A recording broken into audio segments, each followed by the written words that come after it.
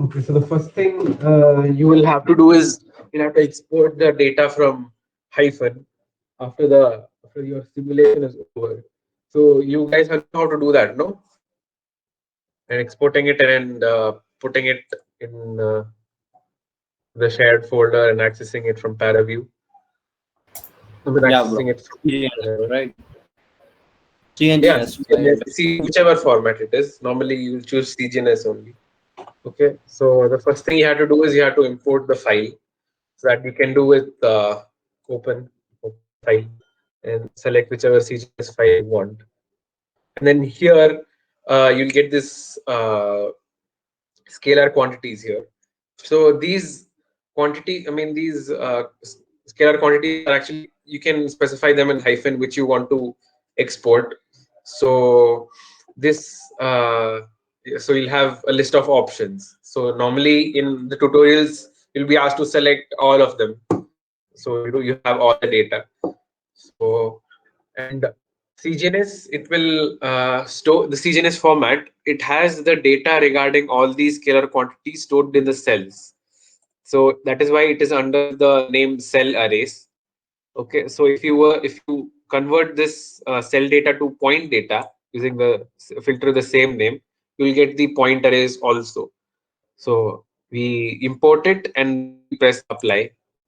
So we can see uh, the volume data. So now the first filter you, necessarily have to do with data that you get from hyphen is to convert the data to point data. So you can either select the respective filter from the filter option over here in the in the toolbar named filters. So in that you can search for the filter, or you can see recent filters which you've used, or you can add favorites. And here in alphabetical you have all the data, the data filters. So there are too many options here. So what you can actually do is you can use the keyboard shortcut control plus space, so which will bring up this dialog box. Okay, so where you can type in whichever filter you want. And sometimes you don't have to actually type the entire thing, it'll just bring up whatever you want in the first few letters itself. So for example, here I want cell data to point data, so it is the second option here. I press enter and apply. So whenever you select a filter, you have to press apply, otherwise it won't take.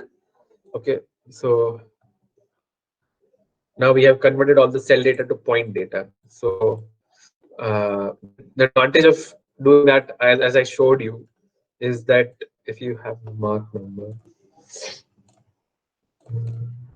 so you have since the data is stored in the cells, there's no smooth uh, transition between one value to the other value. So when you do cell data to point data, there is a smoother distribution of the data. For example, in this case, it is the mark number. Okay, so and okay.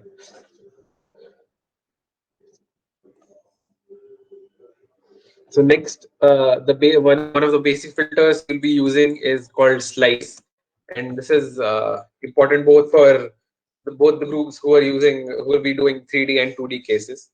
So in the 2D case, you'll just be taking a slice in the Z normal direction.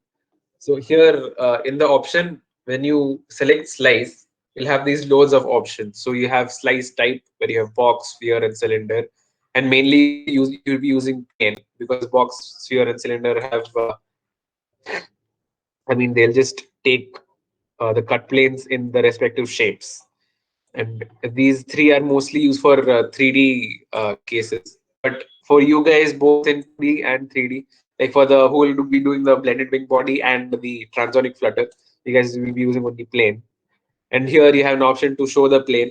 So when you deselect this option, the plane where you want the slice will disappear. So that And this is advantageous because if you have the plane switched on and if you try to move it around, you may accidentally select the plane and move it around. So that will, it's not disastrous as such, but it will, it's a little irritating. So to avoid that, we normally should switch off the plane. And there are options to take it normal to the x-axis, normal to the y-axis, the z-axis, or to the camera normal. So camera normal, it will take. As you can, if the camera is oriented in some orientation, it will take normal to that. Okay, so and x normal, y normal, z normal are descriptive on their own.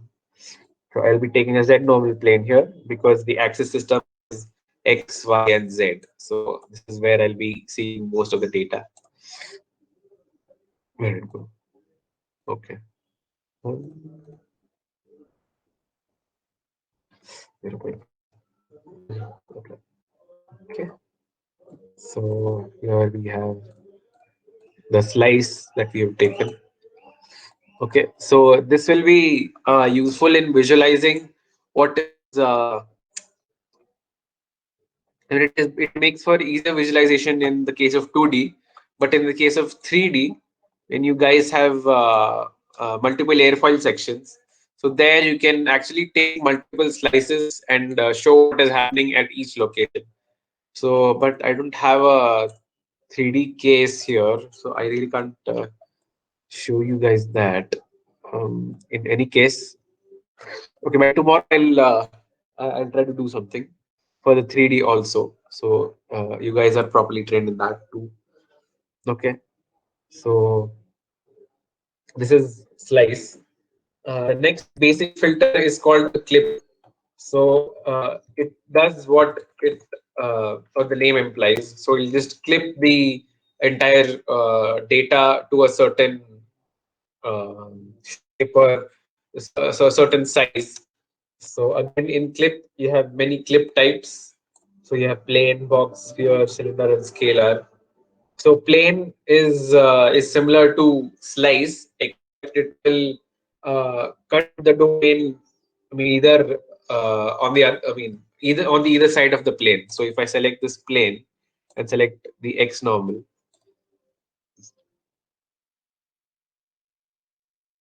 so it is okay. So if I want to get the other side, so I will use this option called invert.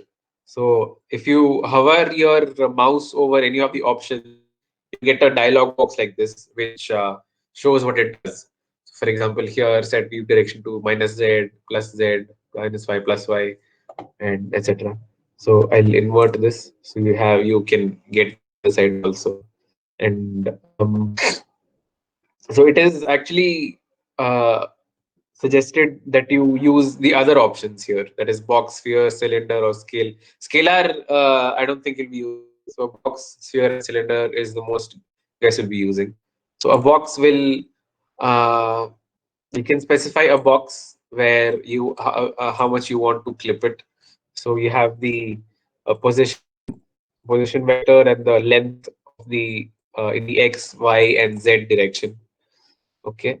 And then for sphere, you have only the origin, that is the center, and the radius.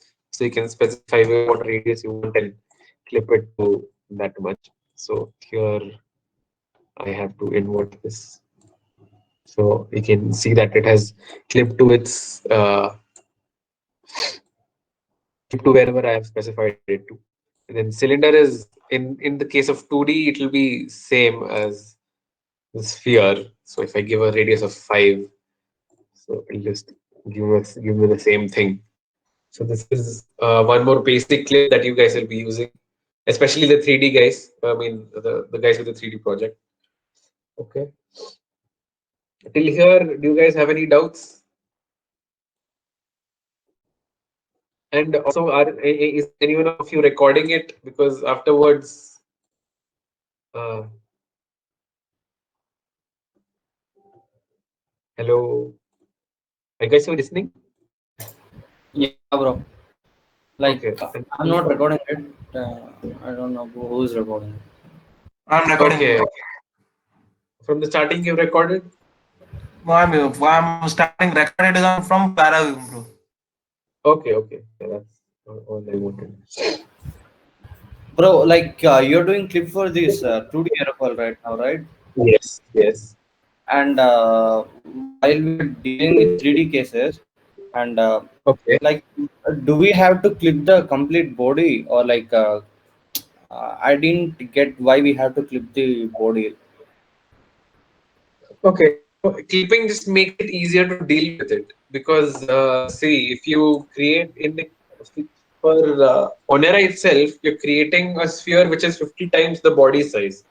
So we generally don't want to deal with such a huge data set. So the bigger the domain you see in paraview, the larger is the memory that it will consume.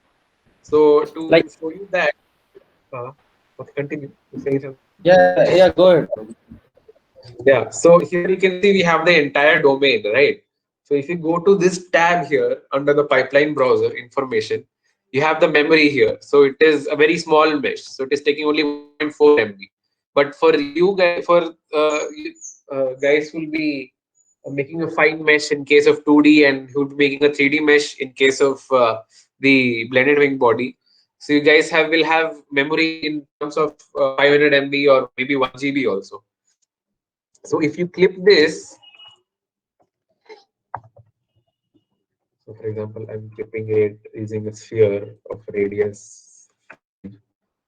So if I were to clip this, you can see still the same. Okay, wait. Make it one. So you can see that clipping actually reduces the amount of memory that is being consumed by paraview. So here the complete domain is taking about 1.4 MB. You guys can see that, right? Memory. Yeah, yeah, yeah. Yeah, and here in the clip domain, you can see that it has been reduced by half, almost half. Right. So this is how paraview, I mean, this is how clip will help you in uh, dealing with larger data sets. So that you don't have to, so that it doesn't slog your laptops down. Otherwise, sometimes even a big workstations also sometimes they behave very slowly because of the measure, because of the domain size. So what we do is we clip it first and then we do cell data to point data. Okay. Okay, bro, like when we are dealing with blended wing body, we'll get to use the different aerofoils, right? On the different Yes. sections of the Yes. body. Yes. So we have to do certain slices for each and there.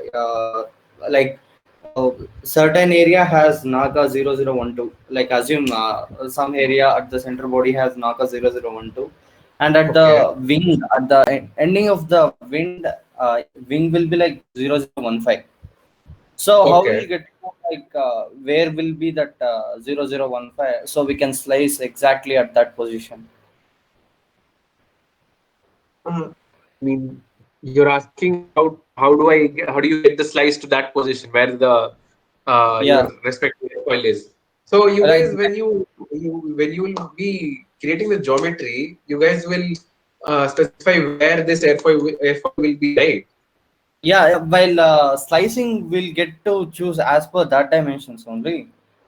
Yeah, I mean, you have that option. So here, see, when you take a slice, have the origin here, right?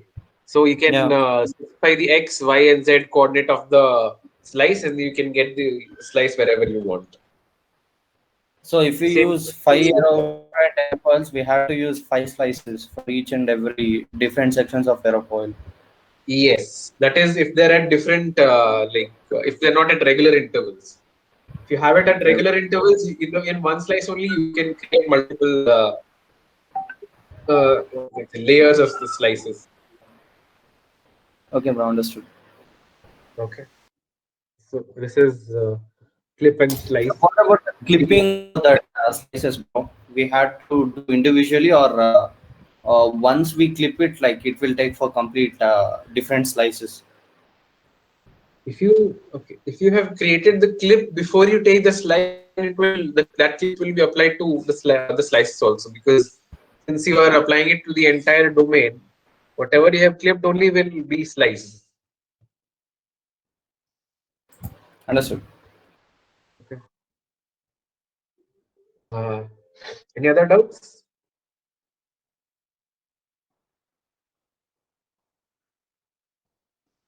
Okay, so I'll continue.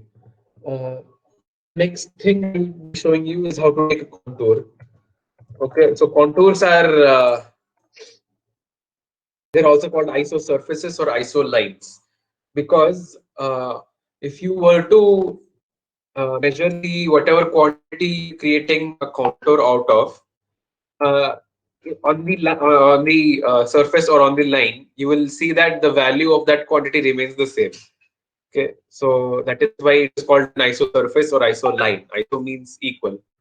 Okay, so there is a filter in paraview called contour that will give you that. So if you press Control plus place, you'll get the dialog box where you can search it, and then you type contour. So here you have contour, and then here you have many options.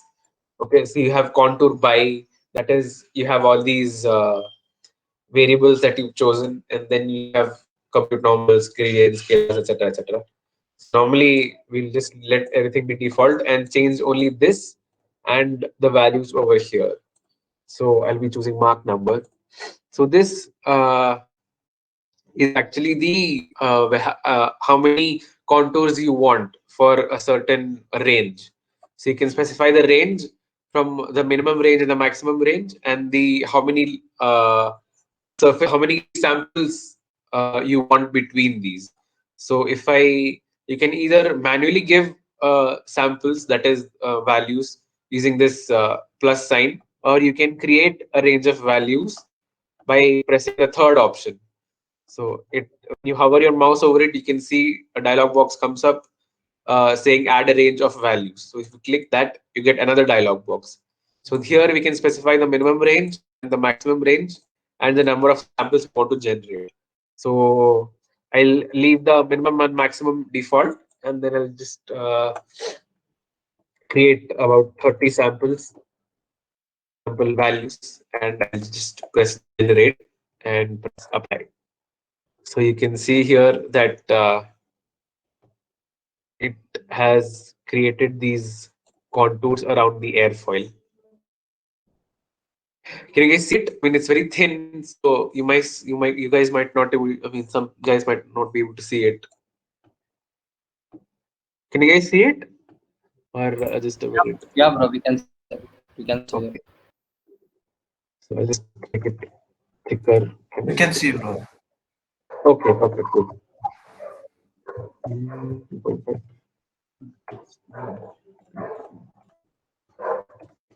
Yeah. Okay. Okay. It's this no. 2.5. Okay. Now it's thicker, so you guys can see it. Okay. So this is helpful in visualizing where the pressure is high or low, or wherever there's a shock, and you can see the various flow features. So if I were to take a contour for pressure, so 30, okay. Oh, sorry, this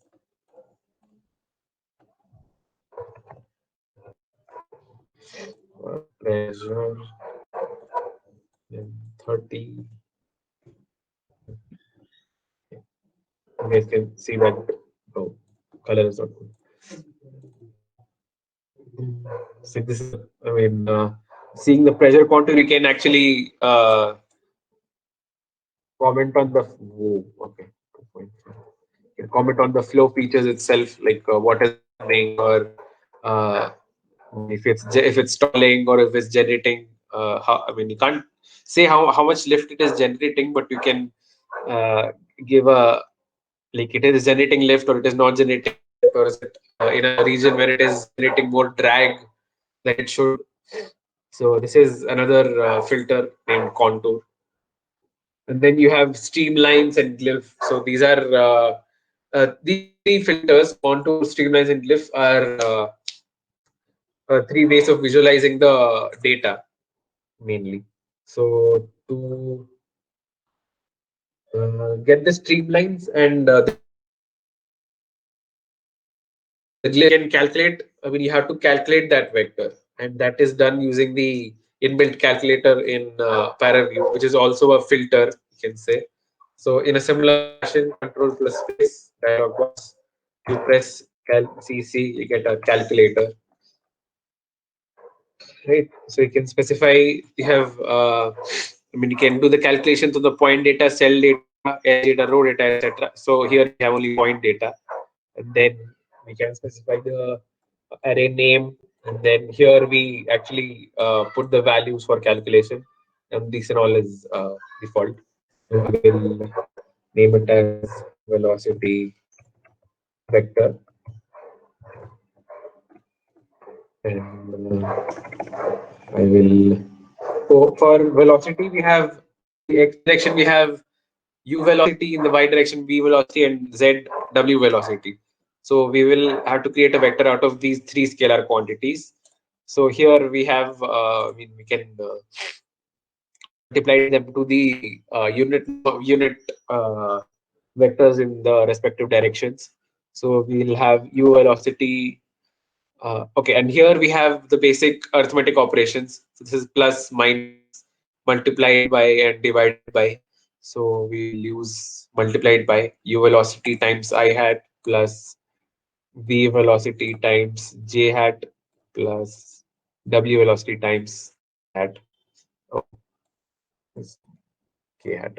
So we have u velocity into I hat, that is ui cap plus v j cap plus w k. I mean, yeah, w k cap. So in fluid dynamics, you must have used this equation to calculate the, I mean, the sources and sinks or whatever. I don't remember. Okay, so this is the, you have calculated the velocity vector, and it will show up in the menu here. So you have all these data from the original CGNS file, and you have this velocity vector that has been calculated.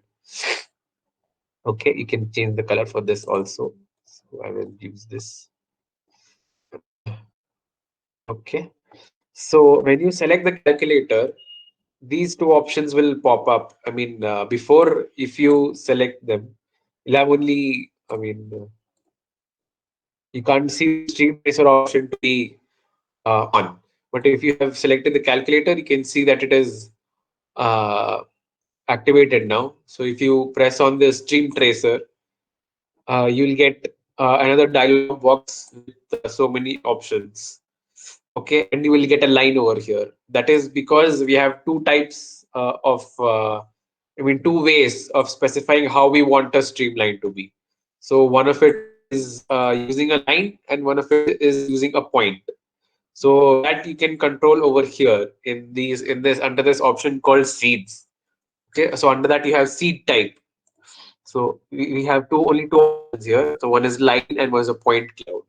So line is self-explanatory. So you get a line across a surface, and you can actually specify where you want this to be.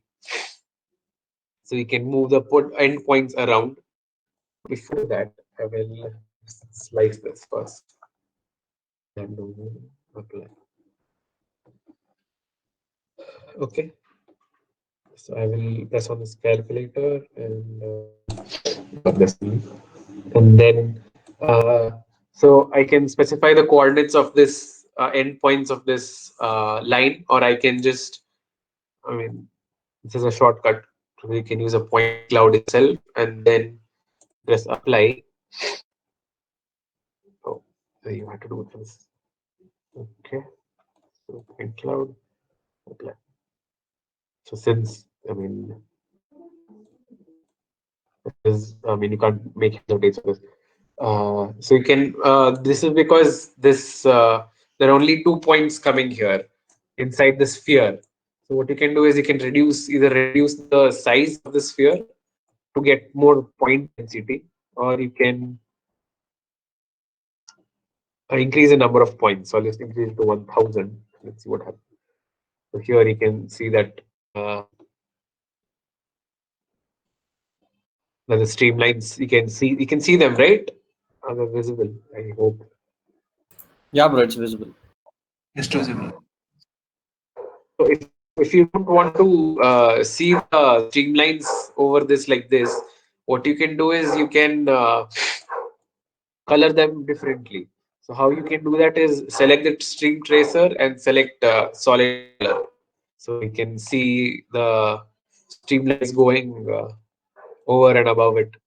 So if there was an angle of attack given, you would have seen the I mean, you would have seen the vectors going like this, whichever angle you have given. So this is one way of visualizing the flow around any body. The next one is glyph. So you guys already, some of you have already used the glyph. So that option is over here. Okay, with the one, two, three, four, fourth toolbox. So if you press that option, you get another loads of options for that. So normally I'm using arrow only. And to get a proper density of the arrows wherever you want them, you can use this option. You can okay, I think okay. So you have the option to choose the glyph type, the cone, box, cylinder, line, sphere, or 2D glyph. So this is only the shapes of the glyph. So when I apply the glyph, you know what the glyph means. So here you can select the various parameters of the shape, and this is important here. So the orientation array. So if you have calculated many vectors for some reason, you have to select the proper vector here so that you get the information about how this vector is behaving properly. So we have these two options. So first one is the velocity vector, and the second one is the scale vector. So orientation vector will align the shapes in the direction of the vector, and the scale array will scale the size of the shapes to whichever value you've chosen here. So you can either choose them to I mean increase in size or decrease in size according to these values, or you can choose the vector itself. So and you can choose the scale factor to I mean how many times you have to multiply this with the magnitude of this to get the proper shape and size of it. So if I okay, and here we have the glyph mode. So you have all these options here. So normally you can take all points. So it will just whatever points are there in the domain, it will create a glyph using those points only, and then I was able to apply. Oh, so you can see that this you can it is an arrow. It is a 3D arrow, right? So and it is very big. So what you can do is you can adjust the scale factor here to get a proper size. So now you can't see them at all. Oh, you can. So see over here you can see the flow going over and around the airfoil. Right, and you guys can see this, the arrows. Yeah, bro. Okay. So, okay. And if you want to see them much more clearly, you can do the same thing. You can just color them according to this solid color, and then it will be properly visible. I mean, it will.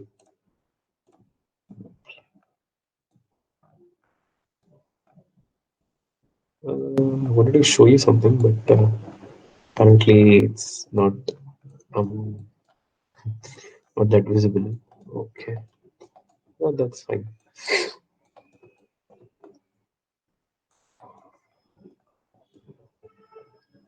Uh, okay, so this is another way of visualizing the flow. Okay, so we'll stop here today. It's already 8 o'clock.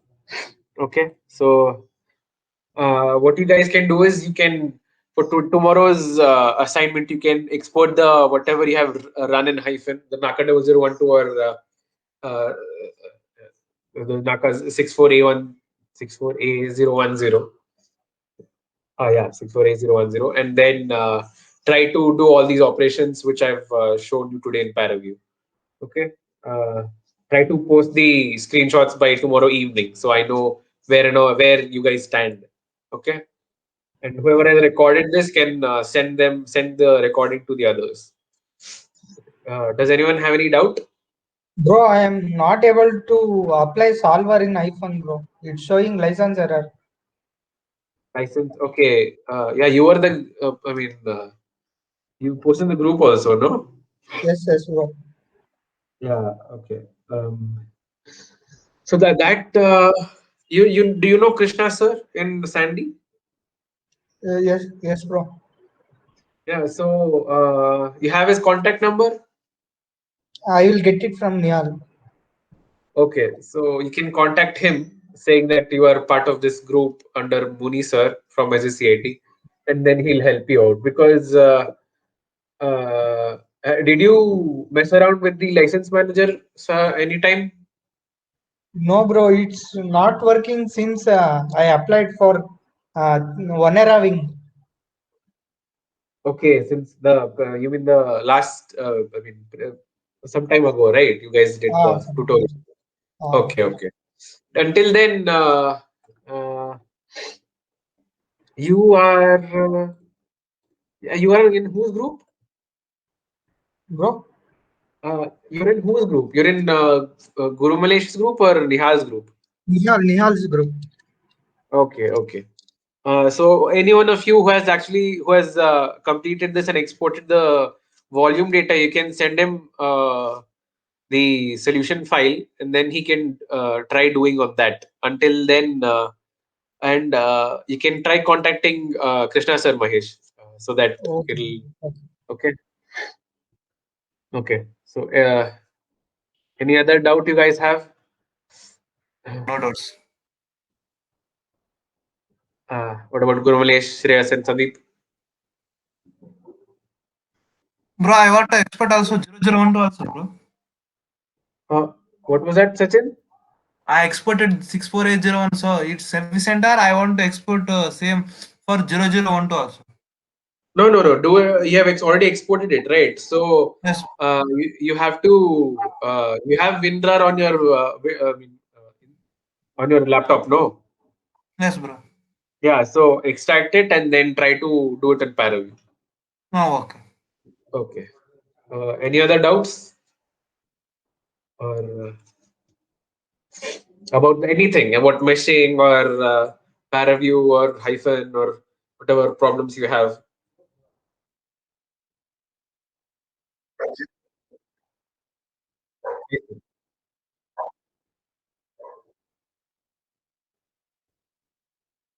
Okay. Okay.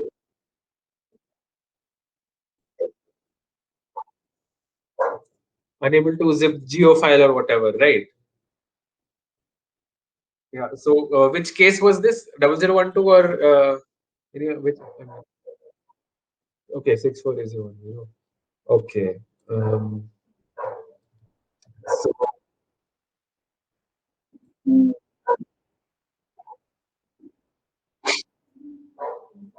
okay, okay. So that is actually a problem with the mesh maybe because so what happens is during one of the pre-processing stages, it won't be able to read what is in the mesh file. So it will throw an error like this. So what you can do is okay, okay, okay, like that.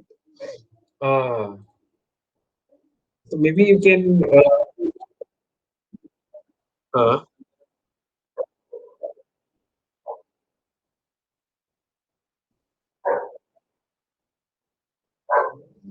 okay, okay. Uh, try. I mean, so NACA0012 was done for you, right? But you guys have to do with that only. Okay, okay, okay. Uh, wait, just a minute. So you guys, I think I'll talk to Muni sir. You guys can maybe come on Thursday, okay, to the office. So I'll also come to the office on Thursday, and then whatever doubts you have, get a list of them, and then we'll clear them one by one. So Gurmalesh, you try making the mesh again for six that airfoil. Okay, giving the proper parameters, and I'll also try on my end if I can improve that in any way or something, and I'll show you that how to do it. Okay. Others, Sandeep and Shreyas, you guys haven't said a word since the meeting started.